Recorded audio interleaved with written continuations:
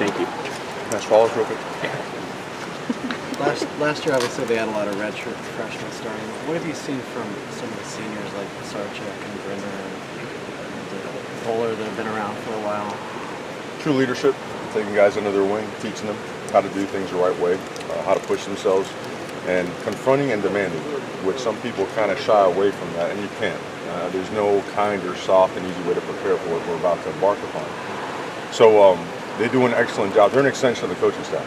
They really are. And the fact that they're really buying in and have done a great job of just being more physical, finishing, and playing relentless football, it's been great. Very helpful.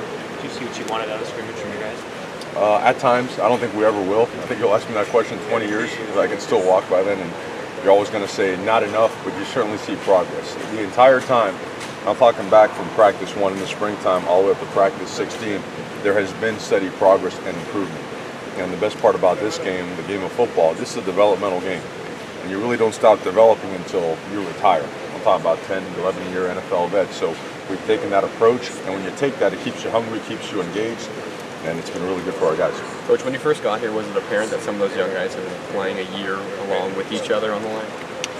At times, I think what you see is a group that has pride, a group that works hard, and a group that wants to be better. I mean, these guys want to win, and they want to be not only successful but significant. They want to impact their teammates. They want to make sure that they establish dominance at the line of scrimmage, and they also know that requires work. That just doesn't happen.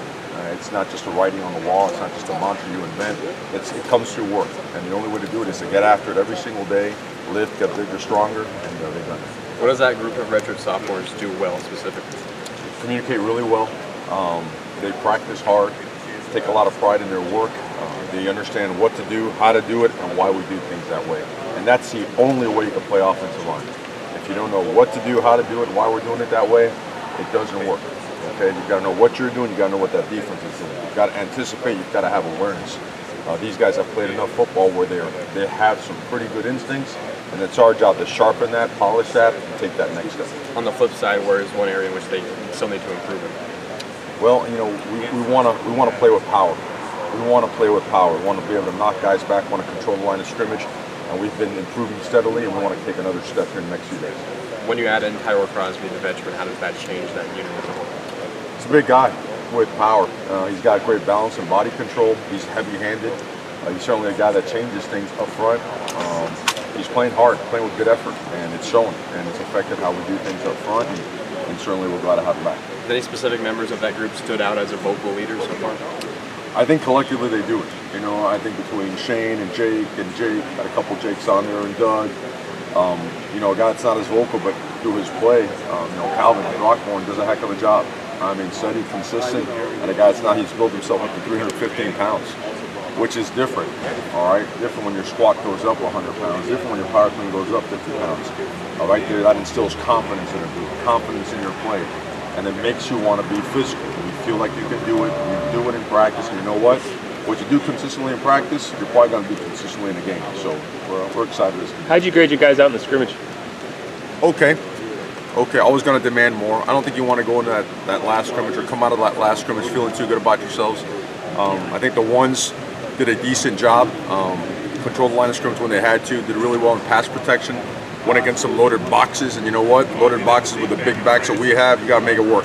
And we want to see more explosive plays at times. The twos and the threes, there were some guys that stood out, and at the same time, some guys that didn't stand out or stood out in the wrong kind of way.